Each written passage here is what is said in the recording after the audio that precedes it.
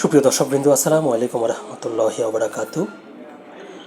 মাখোকে এক হাত নিলেন ট্রাম্প, এরকম একটি শিরোনামে দৈনিক সমকাল একটি খবর প্রকাশিত হয়েছে, যেখানে বলা হয়েছে, যুক্তরাষ্ট্রের প্রেসিডেন্ট ডোনাল্ড ট্রাম্প জানিয়েছেন ইসরায়েল ও ইরানের মধ্যে যুদ্ধবিরতি চুক্তি নিয়ে কাজ করার জন্য তিনি আগে ভাগে G7 সম্মেলন ছেড়েছেন এমন খবর সঠিক নয়।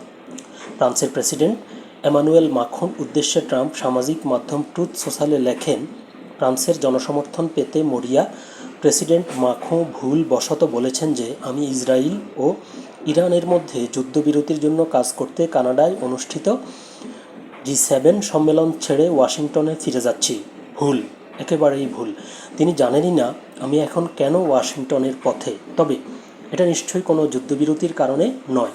তিনি আরও বলেন, আমার ফেরা এর চেয়েও অনেক বড় কোনো বিষয় নিয়ে, অপেক্ষায় থাকুন। এর আগে ট্রাম্প তার সামাজিক মাধ্যম ট্রুথ সোশ্যালে লিখেছেন, সবার এখনই তেহরান খালি করা উচিত।